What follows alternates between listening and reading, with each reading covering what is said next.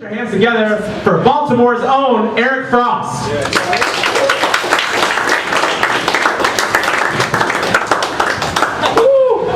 It's actually a true credit. I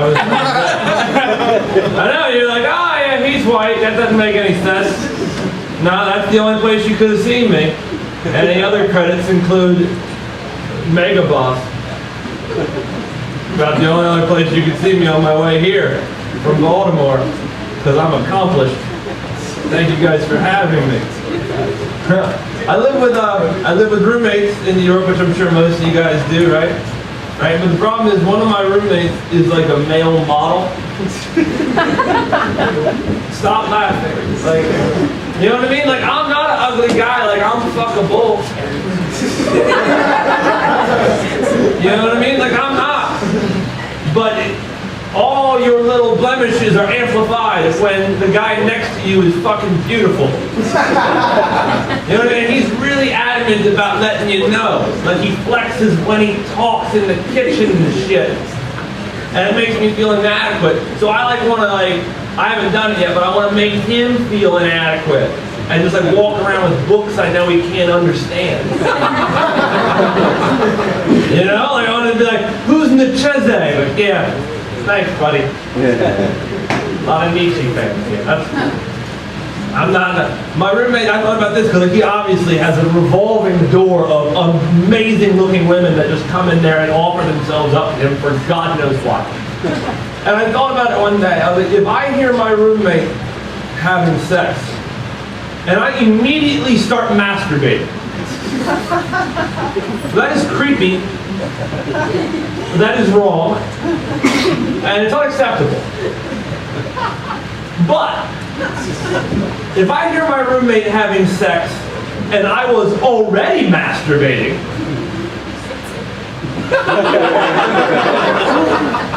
am I supposed to stop? Or do I get the right of way? The tree falls in the woods, and there's no one there to hear it. Does it make a sound? And more importantly, will that tree be used to clean up the mess I've made? Sick like all. Maybe it's not the best analogy. Maybe a better analogy is like as I sit on the corner of my bed, weight primarily rests on the balls of my feet, open up my laptop, click from link to link as I put my earbuds in shameful silence. Maybe as that responsibility explodes out of me, and I look down at the stained cotton carnage and the deposits that could have been children. Maybe that's like a butterfly flapping its wings, creating a hurricane in the next room. Maybe this is too deep for a masturbation joke. I will never be cool. I've accepted it past the denial portion of the show. I will never be cool. I'll always be behind cool. Like, just as soon as I figured out who he, she'd email, all of a sudden you guys wanted to get into my space. And then as soon as I let you get LinkedIn, then all of a sudden we're supposed to be part of some book of faces, but I figured I already read it. And then I'm supposed to Twitter twat and let you flicker dick pics, and now I don't know what Vine I'm supposed to be on, and I'm just lost. And I've been on Facebook for years, and so many comics have so many awesome, relevant, cool, hip Facebook, social media jokes, and I've had nothing. And I wrote a Facebook joke, and it was so important to me that I wrote that previous tirade just to build up this Facebook joke. I was on the Facebook, I was on and I was clicking, and that's how cool I am. I clicked with my left. And I looked on the Fight Club fan page. Round of applause, you guys seen Fight Club before? You guys seen Fight Club before? Yep. And I'm on the Fight Club fan page, and I'm reading it, and it's like 8,700,000 people like this. And I was like, Whoa, this is popular. And I keep reading, and it says 690,213 people are talking about this, and I thought, they don't know the fucking rules.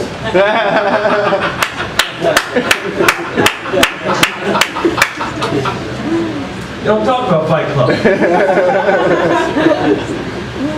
It's the first fucking rule. No. Talk about it. Never gonna be cool. You know what I mean? Like, that dream will never come to fruition. Partly because I use words like fruition.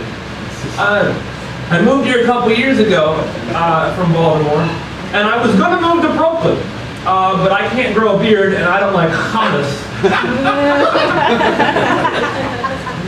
So I felt unwelcome. And I wanted to be cool. That would be neat.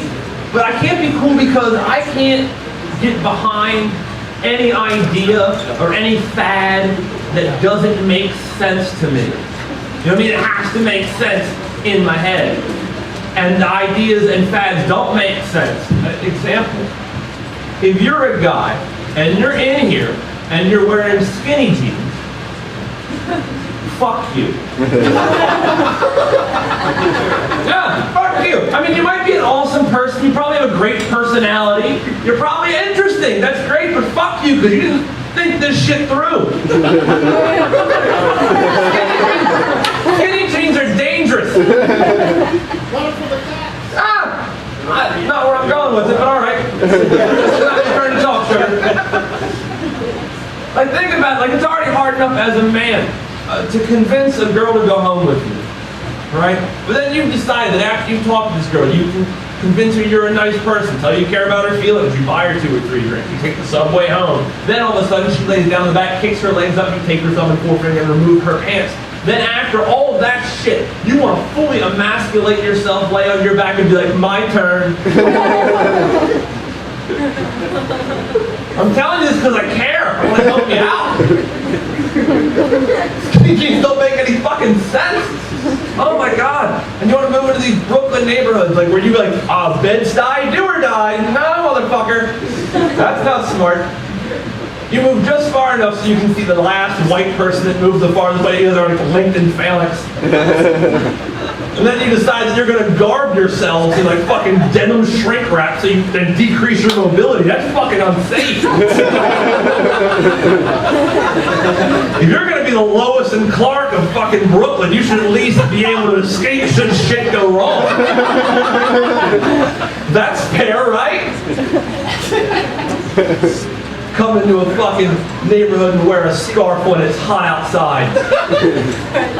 That's just like the thugs that come into clubs and wear sunglasses.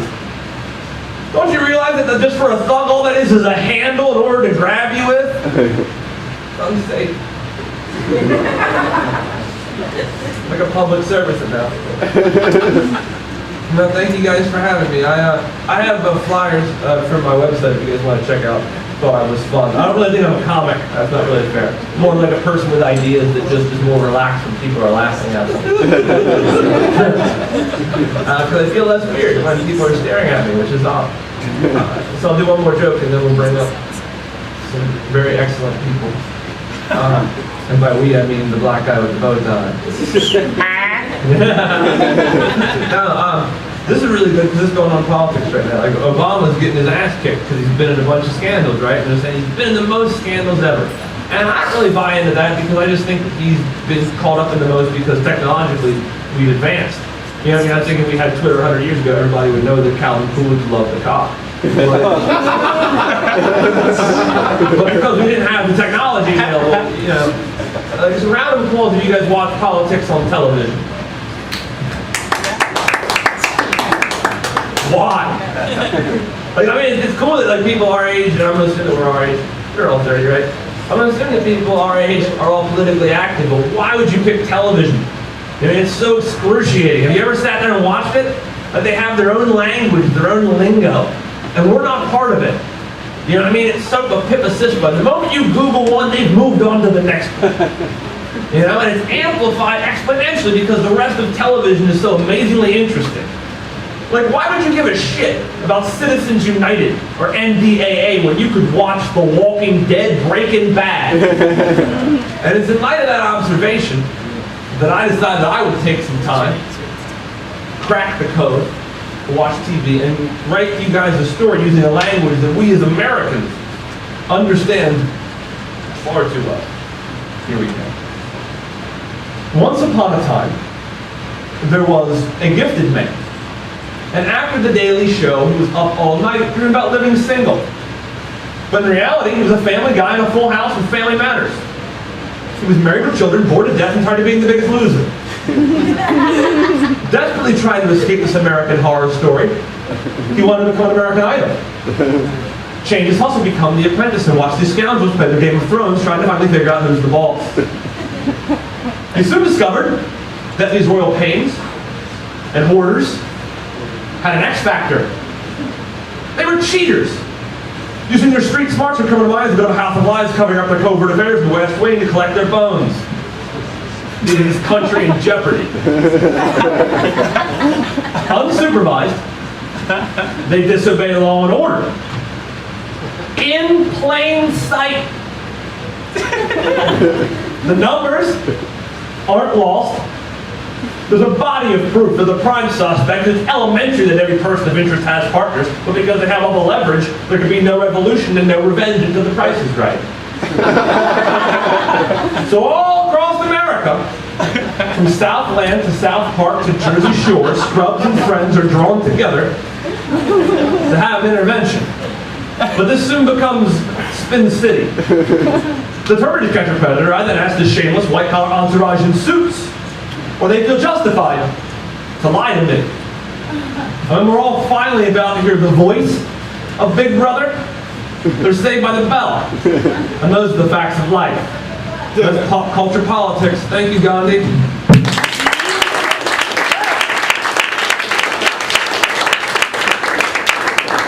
Eric Frost, everybody.